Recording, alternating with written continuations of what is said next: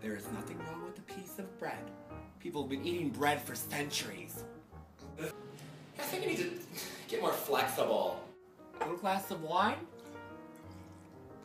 relaxes me every night, so I'm gonna keep drinking it, and it doesn't stop me from losing weight, even though I'm my most overweight ever.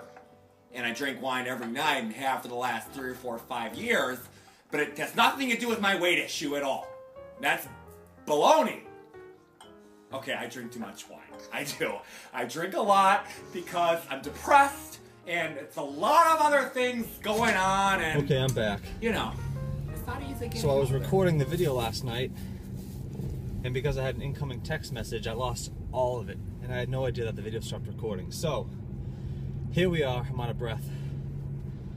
Take 3, today's topic. I'm doing so much cardio, and I'm not losing any weight. So the first thing, if you're doing a ton of cardio, and you're not losing any weight, and I'm going to define a lot of cardio as at least an hour bout per day, say 5 days a week, 6 days a week. If nutrition is very good, you know, you're following a somewhat calorie restricted diet, your macros are there, protein, carbs, and fat, and you're doing all this cardio, and you're just plateauing week after week after week. Don't get frustrated. Problem is, you're doing too much cardio. And a lot of people are going to say, well, how am I supposed to lose weight? You need to understand something. Through evolution, through cavemen, where we came from, our genetics and physiology has not changed that much. The last thing your body wants to do is burn fat for energy. When you consume a meal, your body's first objective is to store glycogen back in your muscle for energy, muscular contraction.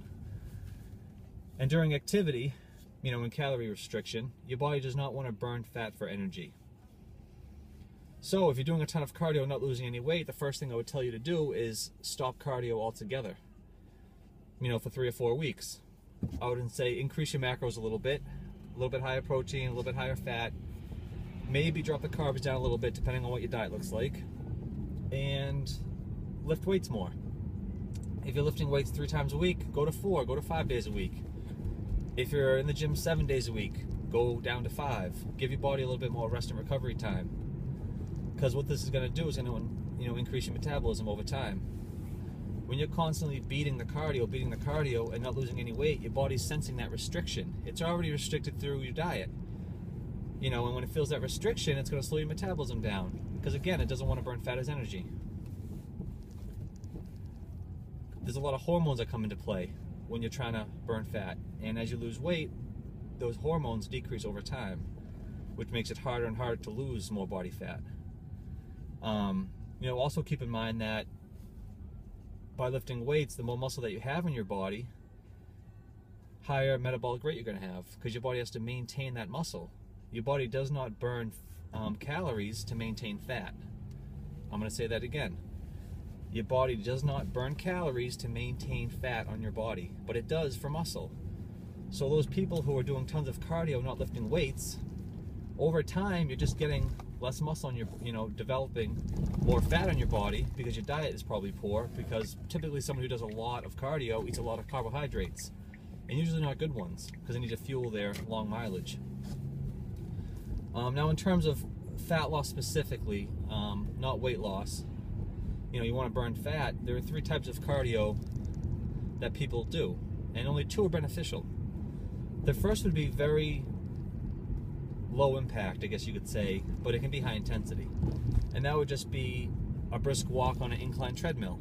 You know, maybe a 5 or 10% grade at 3.5 full miles an hour, just power walking for 30 minutes. That's pretty much what I do. And then you have the middle ground, which is long duration, low intensity, like jogging, a marathon, cycling, swimming, something that's going to keep your heart rate, you know, at 40 beats, 40% of your max. And then you have high intensity HIIT training, which you want to be at the upper spectrum, which would be 85% of your max heart rate. If you want to figure that out, take 220 and minus your age. That's going to be your max output. And then take 85% of that. That's the number that you want to be around. Most treadmills and ellipticals will tell you what your 85% max is based on your age. And so what you want to do is choose either the lower intensity, brisk walk, or the higher intensity. And the reason is because with the lower intensity, you're going to typically burn more calories from fat. Because it's such low intensity, you can do it every single day and you're not going to need to recover from it. If you do the higher intensity, it can actually be anabolic and it can actually help build muscle. If you look at the quads, the leg development of a sprinter, you know, Olympic sprinter or a pro athlete who sprints a lot, they're going to have excellent leg development. If you look at a marathon runner or a cyclist, they're going to have very skinny chicken legs with no muscle. If you look at somebody in the middle ground who just jogs a lot, runs a lot, you know, very long durations, they're typically very skinny fat. They don't have a lot of muscle in their body. They're not very strong anywhere top to bottom. They may appear thin or skinny from a distance, but if you actually measure their body fat, it's pretty high based on what they weigh. So when it comes to fat loss, you should choose the lower intensity or the higher intensity. Don't be in that middle ground. Unless, of course, you enjoy it, you're training for a race or something. But again, this video is talking about fat loss. And hopefully people that are following me are not looking just for general tips, but they're looking to bring their physique to the next level. And they can learn through the videos on what to do, what's best, what's proper. So if you're one of those people that is beating a dead horse, you're doing tons of cardio, the first thing I'm going to tell you as your coach is cut back on the cardio completely. Stop it for a month. Lift more weights and increase your food intake. I guarantee you're probably going to lose weight at that point. You're going to burn a little bit more fat, get a little more muscular if you're lifting weights again. If you're someone who doesn't lift any weights, you need to start. Lifting weights has cardio benefit. Cardio benefit is not going to build a muscular body. It's great for your cardiovascular system, but again, why are you watching this video? I'm trying to tell you how to lose fat. What else did I want to talk about?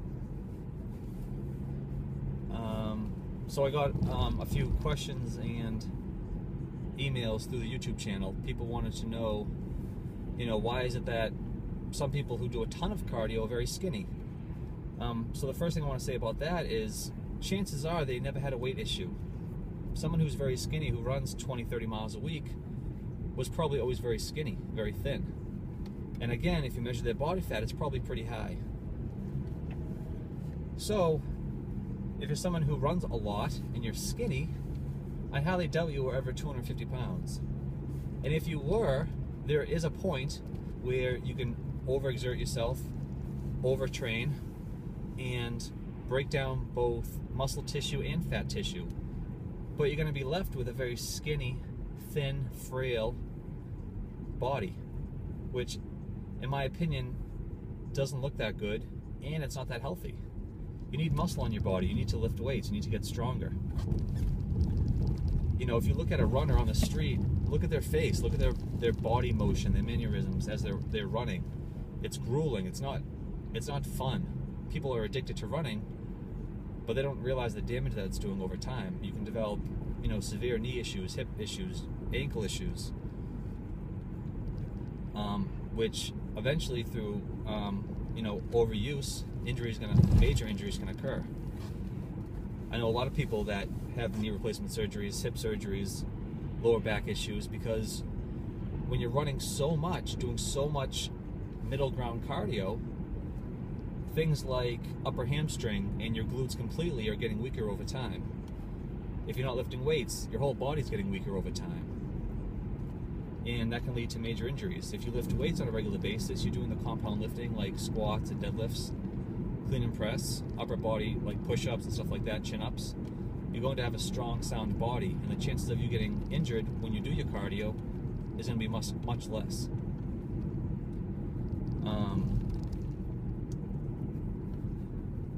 Another question I got was cheat meals. Are they beneficial? And if so, what should I do? You know, what kind of cheat meal should I have? This is kind of a gray area for me because, yes, they're beneficial, but it has to be a specific time, and I don't think a lot of people understand the purpose of a true cheat meal. In terms of competitors, a lot of guys that I know will go out and put down 3 or 4 triple cheeseburgers and french fries, and they'll tell me the next day they woke up so hard and lean and dried out. And it's like, sure, on the outside that may be occurring, but when you've been dieting for as long as you have and you've hit a plateau, if you are actually in need of a cheat meal, there's different ways to go about it. And not to say that I don't ever eat junk food, which I've mentioned in the past. I do every so often go have a crap meal. But for the most part, I eat very strict, very healthy 7 days a week. And my cheat meal is usually pretty healthy, and that's going to be a lot more beneficial. There's other ways to go around it. First of all, if you've been dieting only for 2, 3, 4 weeks, you don't need a cheat meal. Trust me. You need to look at your diet. Again, look at your cardio. One thing I want to talk about with the cardio is if you're someone trying to lose weight who's just getting into a program, if you're 300 pounds and you need to lose 100, 150 pounds, and you have a trainer or you're doing this on your own, do not dive into the cardio. Start off slow. If I was your trainer, I'd say 15 to 20 minutes of brisk walking every other day. That's it. That's all you're going to do. I'm not going to throw you on that treadmill for an hour. A lot of trainers are going to say, oh, an hour of cardio a day. You have to hit the step mill for an hour a day. No. You need to ease into things, not only for injury prevention, but also because mentally you don't want to get burnt out if it's a new client or you're just new to exercise and it's way too intense for you to start off with. But also because you're going to hit a plateau very fast. Doing too much cardio is not beneficial for fat loss. Lifting weights and a proper diet is. You should view cardio as a supplement to what you're already doing. A lot of people I know will pound away in the step mill, 70, 80, 90, 110 steps per minute for an hour, sometimes 2 one-hour sessions a day. That's overkill. It's way too much. People want to talk about, oh, it's going to develop my glutes and my hamstrings, my legs, so on, blah, blah, blah. Over time, I think it's going to be detrimental to your overall physique. There is a time and place for it, as you're nearing a contest, say, or if you're really struggling. But there comes a time where your body's just too restricted and you're not going to burn fat for energy anymore. So that's when I say cut back on the cardio a little bit. Make sure you're choosing the right type of cardio. I'd much rather be on that step mill doing 120 steps per minute, per minute for, say, 2-minute intervals, and then jump off for 2 minutes and repeat that for 30 minutes versus being on 70 steps a minute for an hour straight.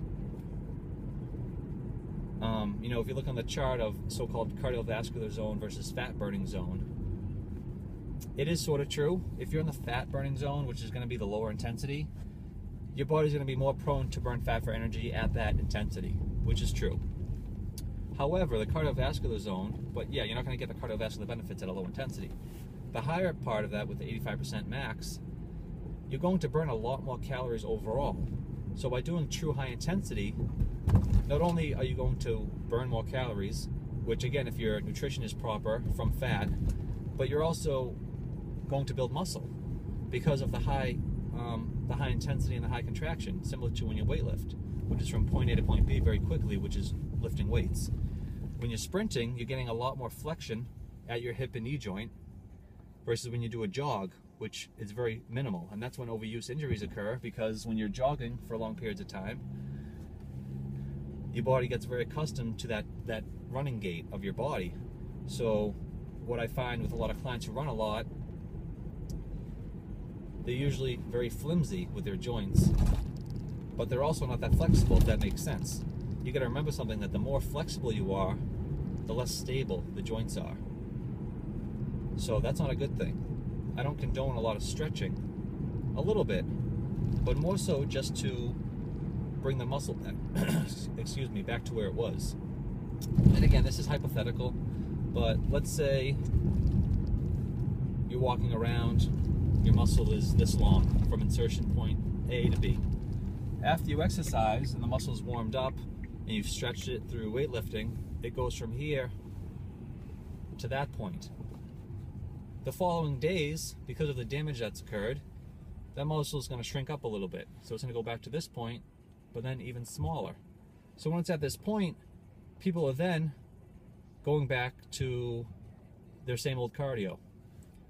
So it's here. When you're sprinting, you're getting that full length of the muscle to contract during a sprint. When you're jogging, it's very, very subtle. And over time, what that's going to do, from what I've seen, is it's going to deform the body a little bit, because your body's going to be then in that position at all the time, because you're running 15-20 miles every single day. So then when something happens in daily life where the movement isn't natural, an injury is going to occur. Something's going to give, something that's weak. Let's say you're walking. Let's say that you did some interval sprints and your legs are really sore the next day. You elongated that muscle to its potential, similar to when you do a full range of motion bench press or a squat. If you slip on the ice and your leg goes out that way, it's going to a place that that's familiar with. Over time, you've trained that body part, that muscle area, the ligament, the tendon, or so on, to feel the exertion of going out and then stopping and pulling it back. When you're set into these patterns that aren't to the muscle's full potential, and then that happens, guess what? A tear occurs, a pull occurs, a strain, something like that.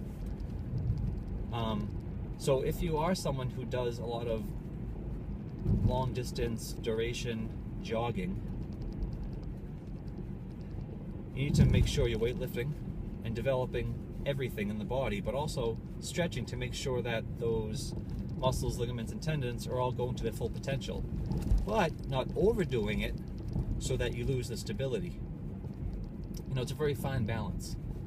But anyways, that was a little bit off topic from the first topic we talked about. Back to cheat meals.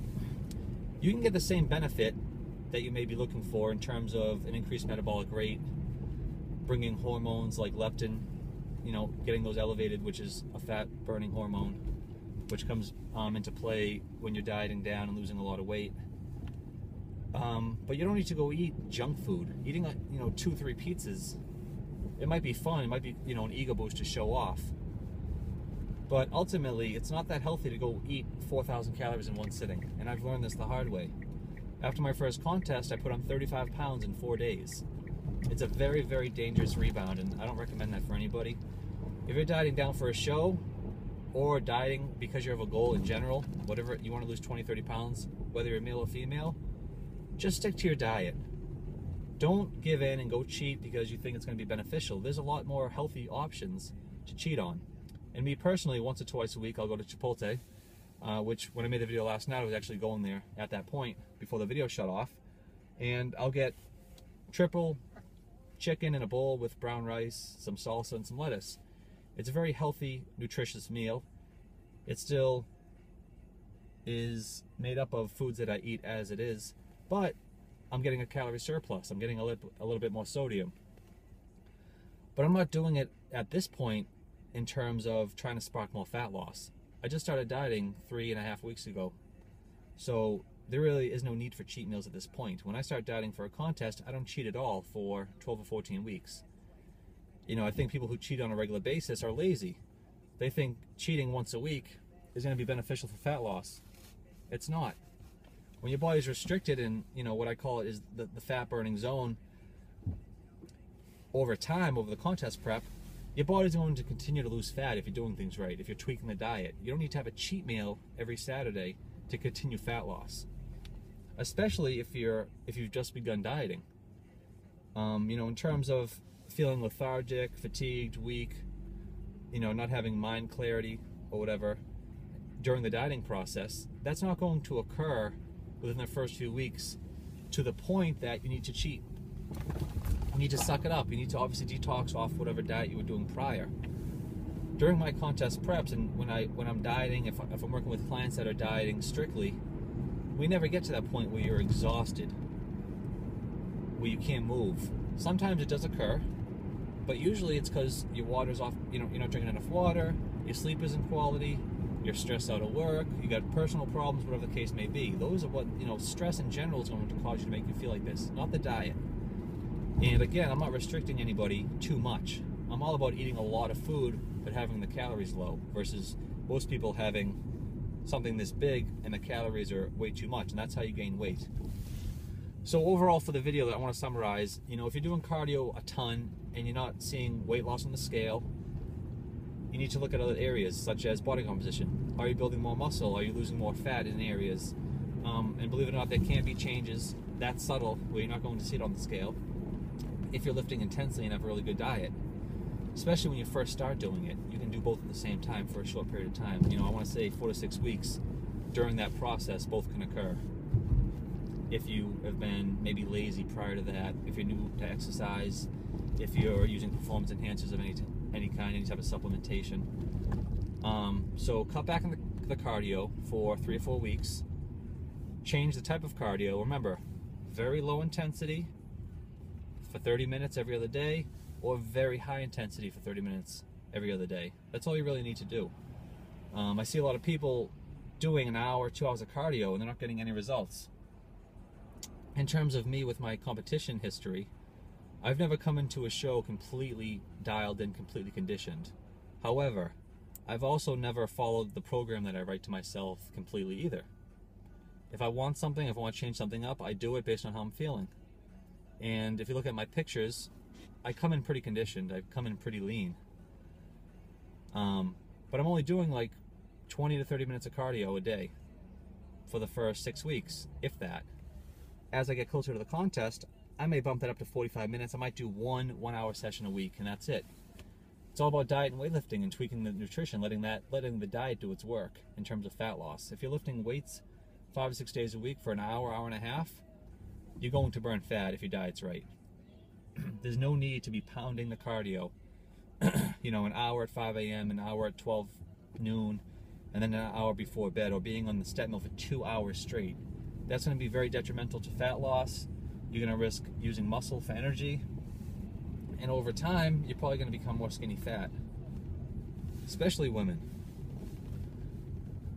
So look at your nutrition plan. Cut back on the cardio, lift weights more, and see what happens. I guarantee you will lose more fat that way. You will break your plateau that way, and then at that point, then jump back on the cardio. But don't go hard and heavy right from the get-go. There's no need for it. I think that's everything I wanted to talk about. If there's something else I remember of, I will add this to the end of the video. I'm gonna hopefully have this video out today, and we'll have another video drop next week. That's it. So one thing I wanted to add is a theory that I've coined over the years that I want to talk about. Just there's 3 things that I believe your body is. Well, I guess things that occur in the body. The first thing is that your body likes to maintain. And what I mean by that is when you start a program, whatever it is, your body wants to maintain where it was. So number one is the maintenance part. The number 2 is that it likes to adapt. So when you start a program, start a diet program, unless you're constantly pushing the envelope, being, you know, very strict with the diet as well as lifting weights and doing the cardio to a certain extent, your body wants to maintain wherever it's at. You know, homeostasis, equilibrium, you know, it always wants to be in balance. So if you're maintaining something, it's pretty easy to do. So once you change something up, your body's going to adapt very quickly to that, unless you keep it up, keep it going, keep changing things. And number 3 is that it doesn't like change, if this all makes sense. So when you're doing cardio, and it's way too much, your body's adapting to that very quickly. Once it adapts to it, it maintains. So why is it going to burn more fat? But it doesn't like change. So that's the reason why I'm saying cut back the cardio for 3 or 4 weeks. See what that gives you. And when I say, you know, a short amount of time is in terms of maintenance, I'm not talking about the next day. You know, I'm talking 4 to 6 weeks if you're going to be doing, you know, a program. Switch it up every 4 to 6 weeks. But if it's not causing plateaus, then keep doing it. Don't change anything. If it's not broken, don't fix it. So in terms of the theory that I'm talking about, to simplify things, your body likes to maintain, it doesn't like change, but it adapts very quickly. So if you can bring those 3 things into your mindset when you're exercising and training, trying to get to the next level, I think you'll be better off, because as things occur, changes or not, you can make your own changes to get results. One thing that I typically do is I grow into a show, so I'll put on 5 or 10 pounds as I'm dieting, whereas other people I see, they'll drop 40, 50 pounds because they're so out of shape, and they end up coming in shrunk up at the contest. And this is only something I've developed or learned about myself the past 2 years or so. Whereas before, you're starting here and you're coming all the way down there as your end result, whatever your goal is. What I find is that if I'm in that middle level, I can actually build up a little bit during the process.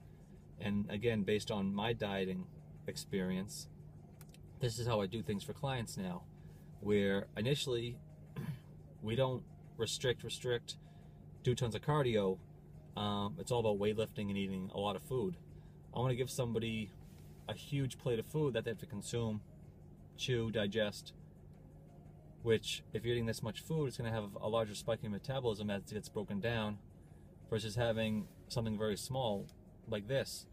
And I always use this example is if you eat a candy bar, which granted is unhealthy food, but it's only this big, 400 calories. If you eat 400 calories of egg whites and raw spinach, you're going to have a huge bowl and plate of this. To try to consume that much food is going to put a much larger stress on your system versus just eating that candy bar.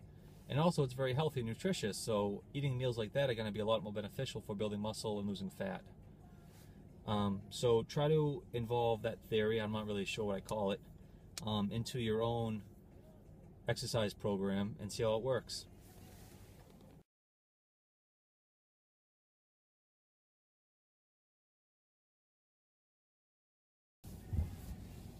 What's up, guys? CoachSimonsTV, episode 3, take 3. I was so fucking pissed last night. I made the most perfect video for you guys. 20 minutes, straight shot, and because I had an incoming text message,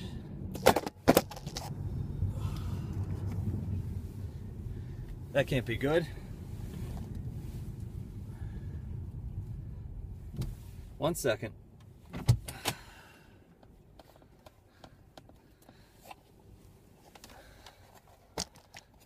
That's pretty funny, actually.